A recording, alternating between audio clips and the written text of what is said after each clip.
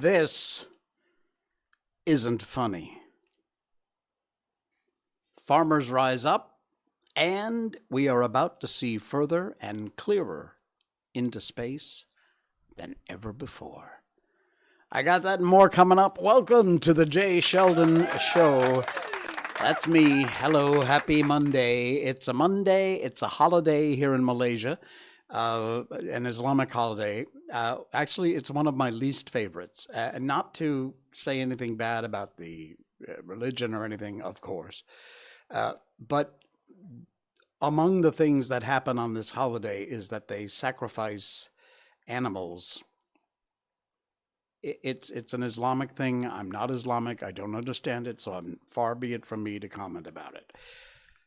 What I don't like is that people post these slaughters on their Facebook pages, and it's gross. Look, I know the burger I ate tonight came from a cow that was slaughtered in the same way, likely. But JJ, hey, hello, welcome in, thanks. Anyway, as I was saying, it's like, I love sausages, but I don't want to see the sausages being made. I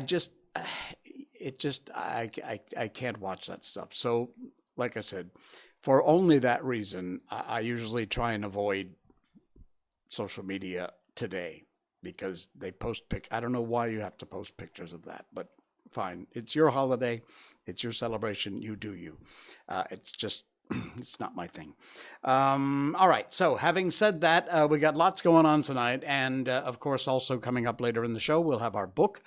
We're doing The Adventures of Sherlock Holmes. We're about 2/3 of the way through one of these amazing mysteries from Sherlock Holmes.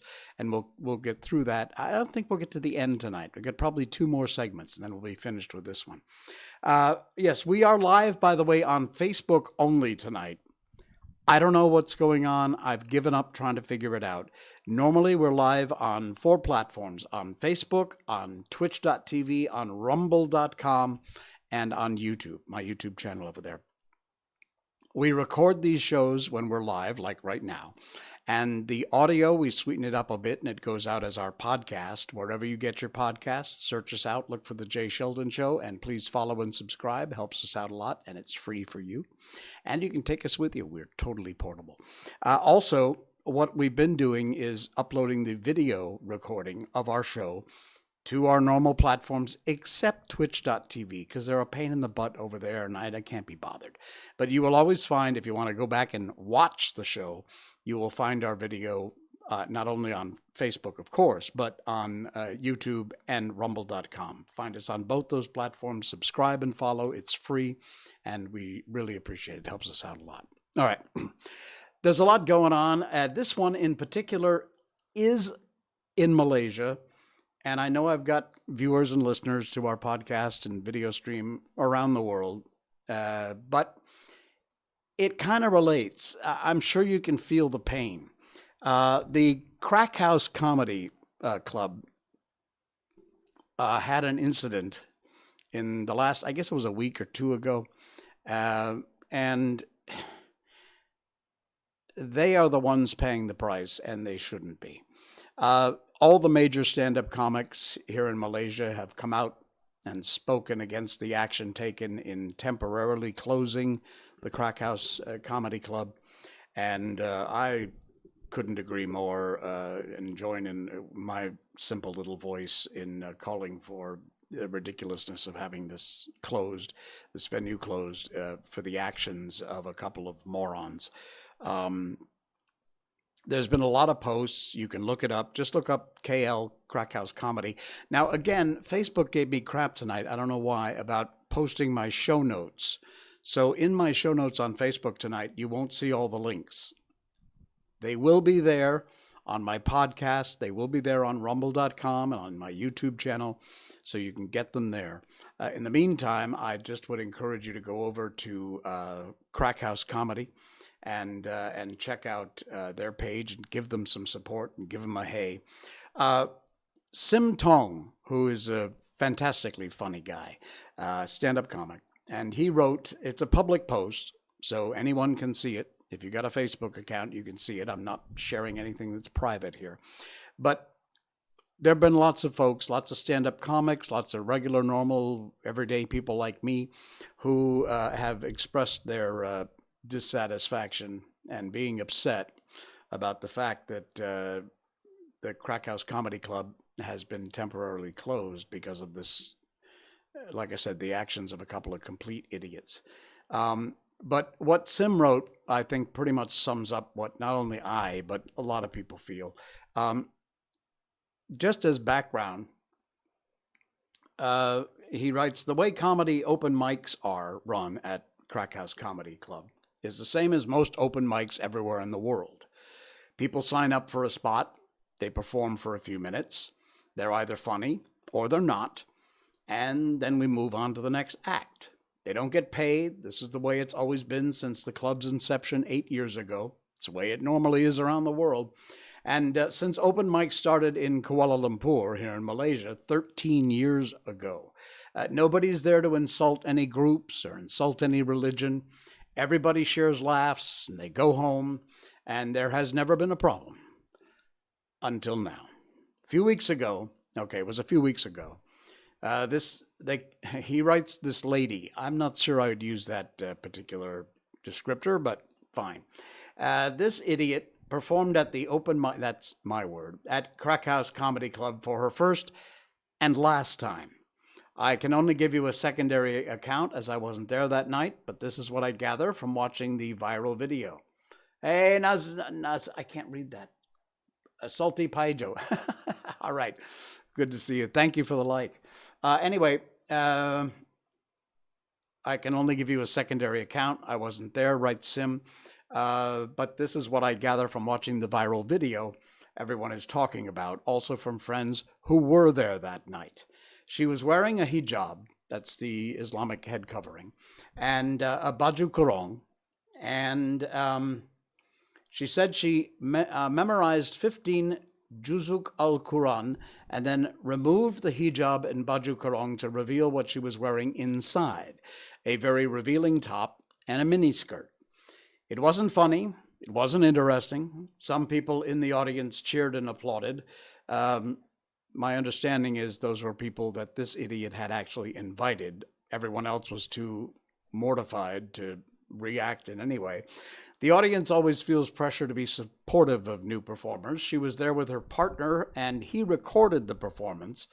That night itself, they were banned from the club. And by the way, the videos are not allowed to be recorded in the club. They were told that, and they decided to violate that rule just to get themselves some publicity. You will not, by the way, see on my show the person's name, the person's picture, even with the face blurred out, or any reference to who they are, because that's all they want, and they should absolutely not be given it. So whatever publicity they think they can generate for their sick selves, they aren't getting it from this show. Yesterday, videos of the performance went viral on the net. On some platforms, the video, as a result, Crack House copped a lot of flack online, with people saying, how could they allow such an event? Well, you see, that's the point, and that's where you're wrong. They didn't allow such an event, and as soon as it was out there, they shut it down and banned these idiots from the club. People were very angry at the couple, which is where their anger should be focused, but also started attacking the club and its owner, Rizal van Giesel.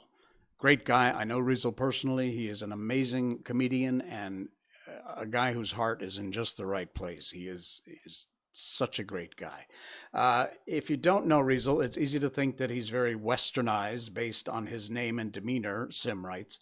But I assure you he is very Malaysian and very much a Muslim. I'm not Muslim myself, nor am I, so I can't judge who is or isn't a good Muslim. But I know that Rizal tries to be one. And what I can say for certain is that he is a good man trying to make an honest living, doing what he loves. He's not out to insult or criticize any religion, least of all his own. Sim writes, today I saw the news that Crack House has been suspended indefinitely. I'm sad and angry they got caught in the crossfire because two social media idiots wanted to go viral. Correction, someone just informed me the couple did not upload the video with the title blah blah. Someone else shared and re-uploaded it with that title. Each resharing kept adding more fuel to the fire. Imagine you're filthy rich and you throw a party at your house. And you invite a whole bunch of guests, friends of friends. Everybody's having a good time. Everybody's enjoying themselves. And all of a sudden, one couple decides they want to act up. They start screaming and yelling. They get naked. They take all their clothes off. They start throwing beer bottles out the window. They start dancing around on the roof. Your neighbors call the cops and file a complaint about these idiots. The cops show up and they throw you out of your house and don't let you back in because of what these people did. That's pretty much an analogy for what happened with KL's Crack House Comedy. It is insane that they've temporarily closed this place down, and I would hope that cooler heads would prevail. These two people, I understand, are being investigated, thankfully, and hopefully they will get their comeuppance. But like I said, you're not going to see any mention of their name or anything else. It's bad enough I got to actually talk about this story, but I wanted to at least put this out there. And let me just make this personal for a bit. If you think I'm speaking out of hand or not connected, I'm not connected with the stand-up comedy scene in Malaysia. However, I was. I directed one of the first, if not the first, Malaysian stand-up comedy shows on Astro. It was called Comediri. Now, before you go nuts, Comediri had some issues, and that had to do with other things that I was not in charge of. That has to do with the producing of the show and contracts and all that crap. I don't get involved in that. I'm the creative end of things. I was the director of the show. It's my understanding, one of the most successful ratings shows that Astro has ever had. It was a fantastic show. It was hosted one season by, a couple of seasons, I think, by Harith Iskandar. The first English, in Bahasa, Malaysia, the first English show on Astro Warner was hosted, it's Comediri in English, was hosted by Douglas Lim. And so I directed that show. I'm familiar with stand-up comedy.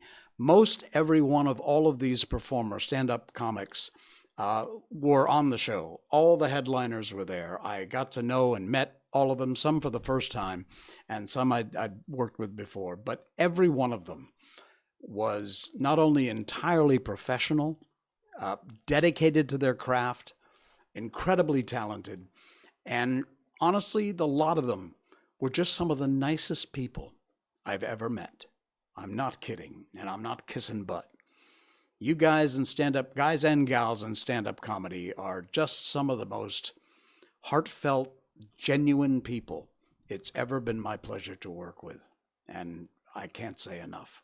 If you ever get a chance, I don't know if it's out there still or not, but Comediri is the show. Fantastically funny, and I'm not just saying that because I directed it. It truly was an experience that I'll never forget, and I bring that up just simply to let you know that I do know these guys. I know how hard they work. I know what they've accomplished and the amazing success they've had.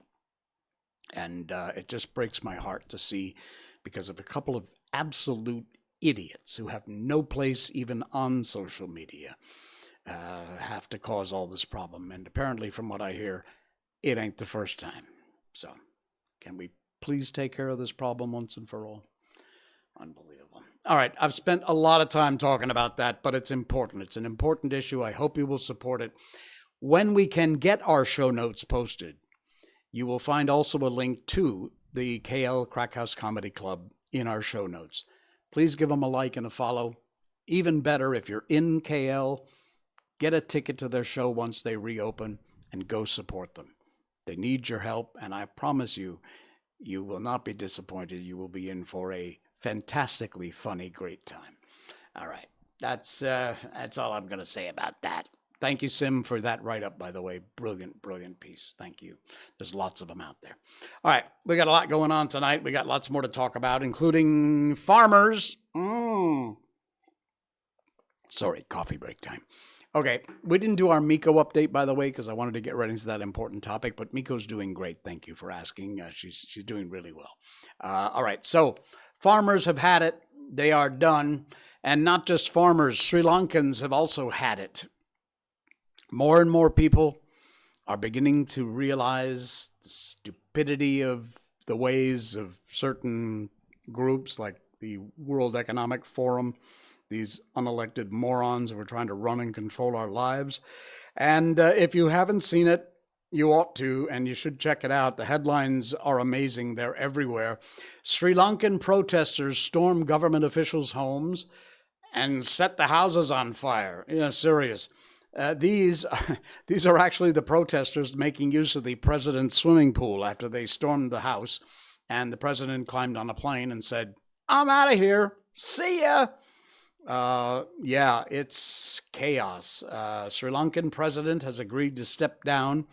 The people of Sri Lanka have been in protest for months. Now the situation's reached its peak. They've stormed the official residences and private homes of the prime minister, president, and other government officials. Because of the fact the protesters blame the Sri Lankan government for the corruption and mismanagement that's led to the collapse of their economy. And not only did they have to endure skyrocketing food and medicine prices, but also constant power cuts and the closure of public transportation to save on fuel supplies. They have been going nuts over this. And Sri Lanka is not the only place people are protesting. People are getting a little sick and tired. And farmers in the Netherlands, we talked about this on our last show, and man, it's just getting worse and worse. Farmers are fighting back in the Netherlands. They're spraying manure on government officials' houses.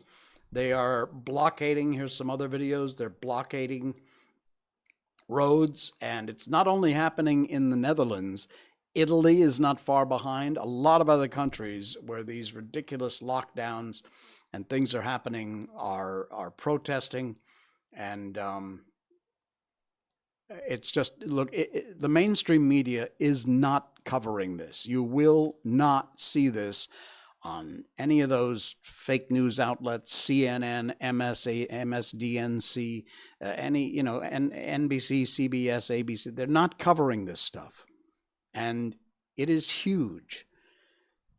Thousands upon thousands of people who've had enough, and they're fighting back. Put it in a search engine, not Google, because Google is crap and they'll never send you to the right place. Find DuckDuckGo, even though that's kind of iffy too. But find a search engine that will give you legit results, and look up these protests in Italy, in the Netherlands, around the world. You'll see them, and you'll see the hundreds of thousands of people who have said, this is my red line. This is the hill I'm going to die on. No more. And more power to them. It's unbelievable. If you please do read and see the stories. I posted these in our show notes. Show notes will be up after the show, so check that out if you can. And it's just going to get worse before it gets better, folks. I'm telling you. All right, time for some good news before we get on with our book here tonight. What do we got going? Oh, yes, we are 24 hours away. 24 hours or less away from the James Webb Space Telescope's first images. I've told you before, I'm an absolute geek nerd when it comes to outer space and this kind of stuff. And I cannot wait. I'm itching like mad to get to see these amazing images. They are coming up, and they are being released tomorrow. Well, it would be tomorrow Malaysian time. It's about 20 after 10 at night here in Malaysia. I know on the east coast of the U.S. it's 20 after 10 in the morning on a Monday. But here is the targets that they announced. The Carina Nebula, WASP 96b Spectrum, Southern Ring Nebula, Stevens Quintet, and S-MAX 0723, which means almost nothing to me. But those are the targets that they have scheduled to take a look at, and they will be publishing the first images from the James Webb Space Telescope. The link to this, again, is in our show notes. And please, when you go there, go to the main page for James Webb Space Telescope. Give them a follow. You won't be disappointed. This time tomorrow, we will have some of the clearest pictures from some of the furthest away images that have ever been taken by man of our universe. And man, if that doesn't excite you, I don't think you can get excited, because that is the coolest thing. Wow. It's coming up, and it will be around tomorrow. Yeah. All right. One more thing before we go on to our book, and we always end with a piece of good news. This is amazing. It's a post from a group called Where True Love Is. And it's a simple little story, very quick one. But you think about this.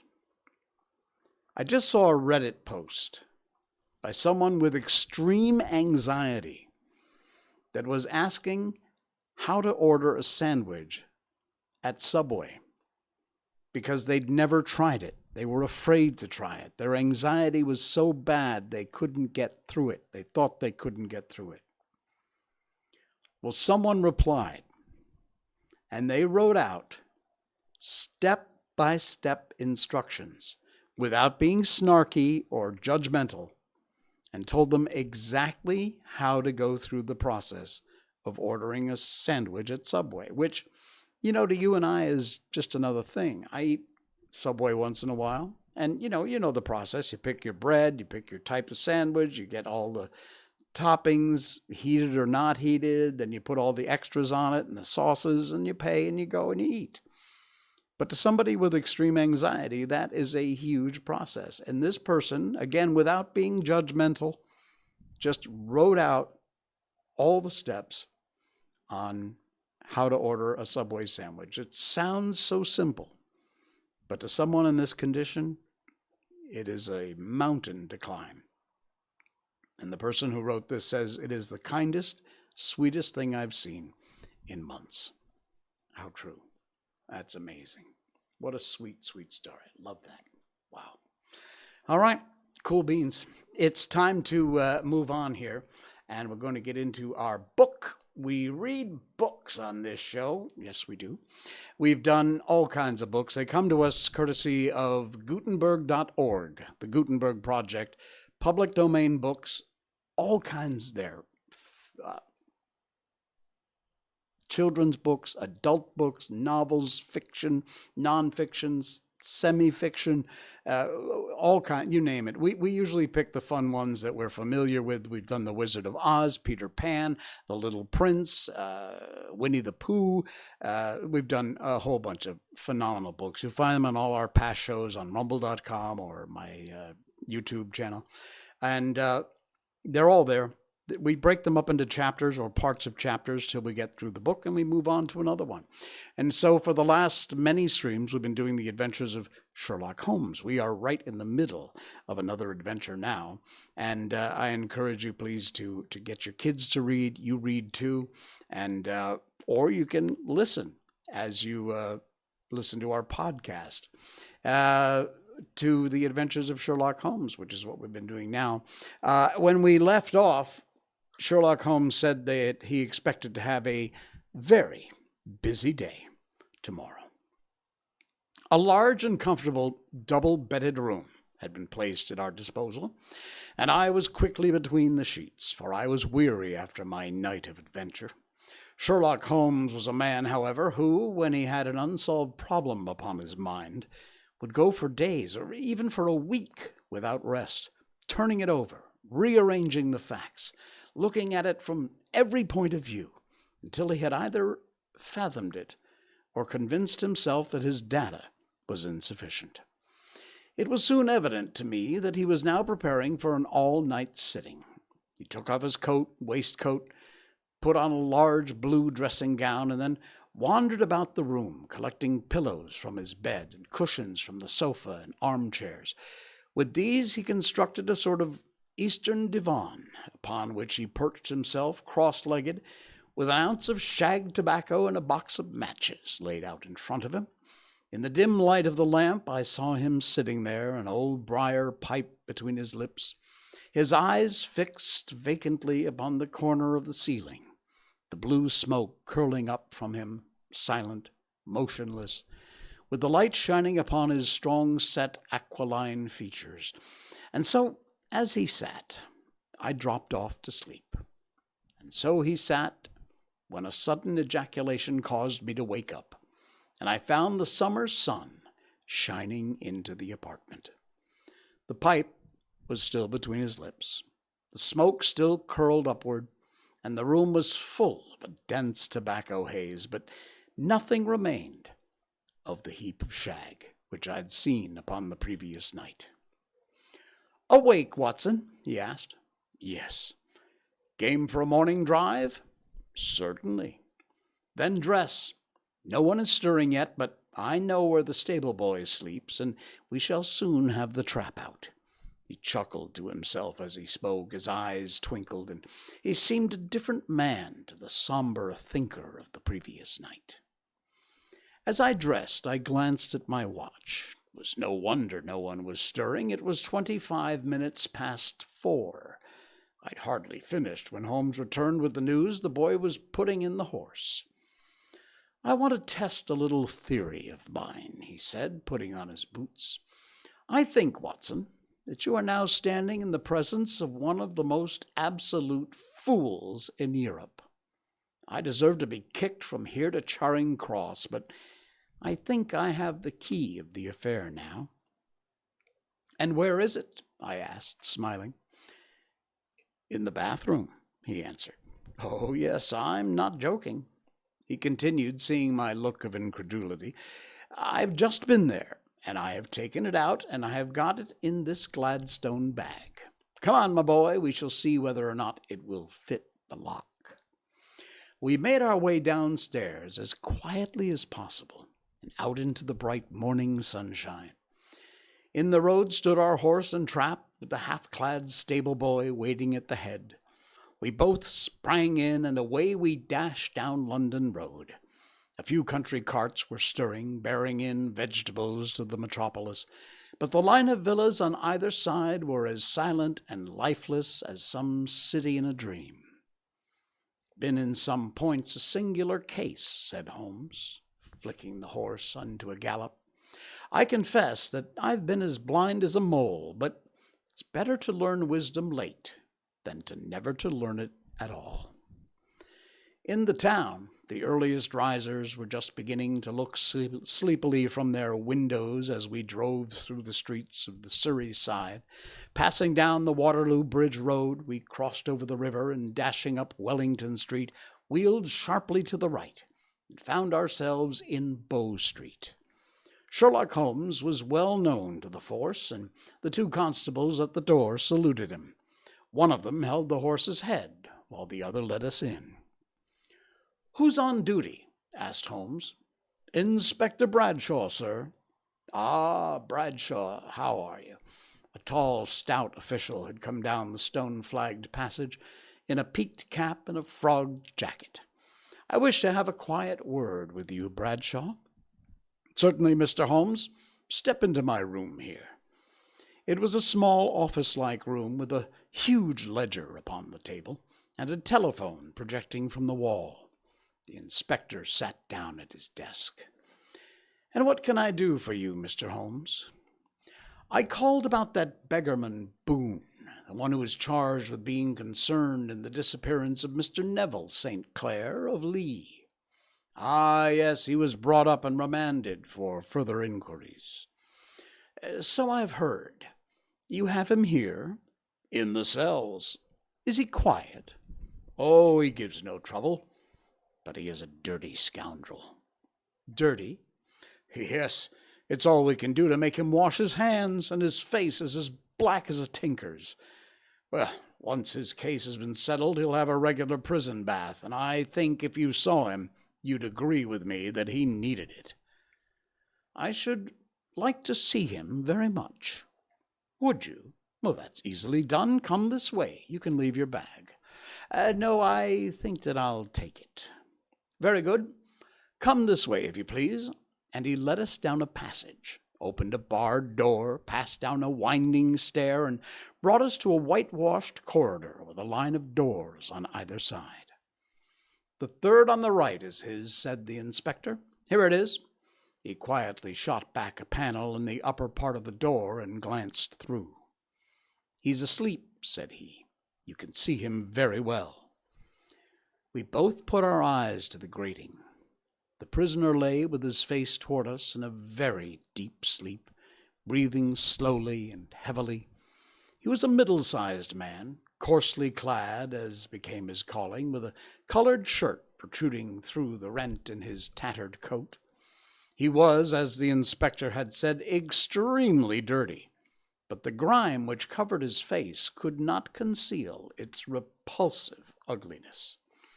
A broad weal from an old scar ran right across it from eye to chin, and by its contraction had turned up the side of the upper lip, so that 3 teeth were exposed in a perpetual snarl.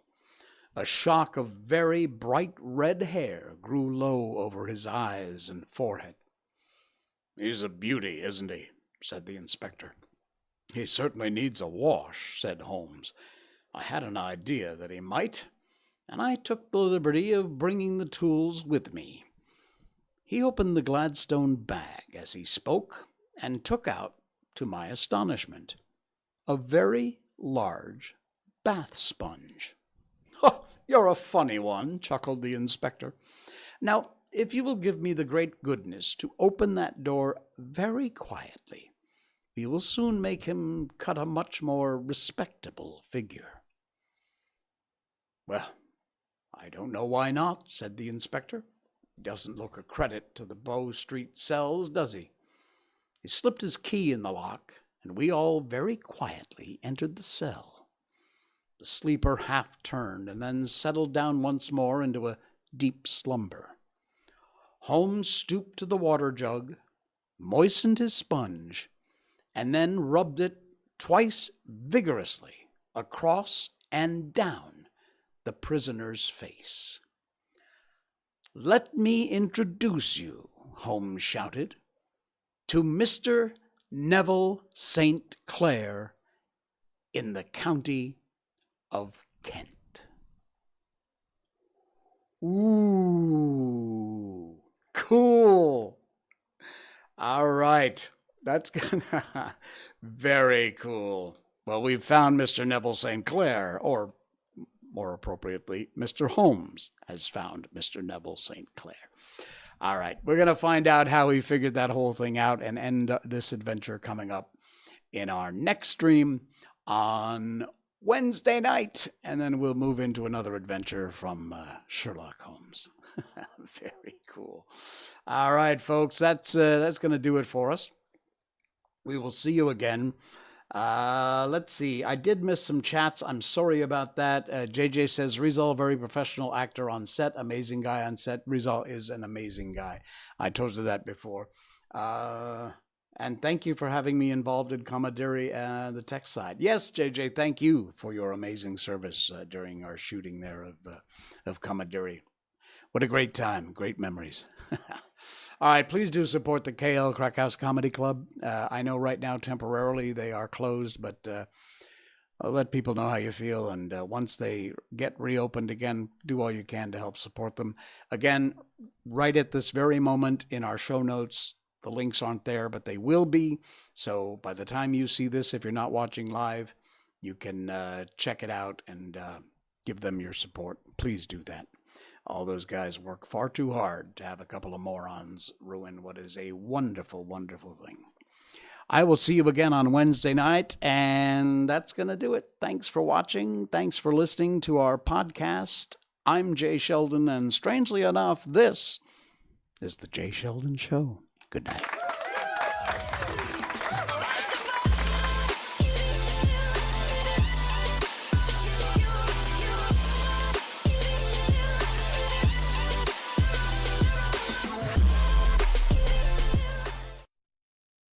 Snort.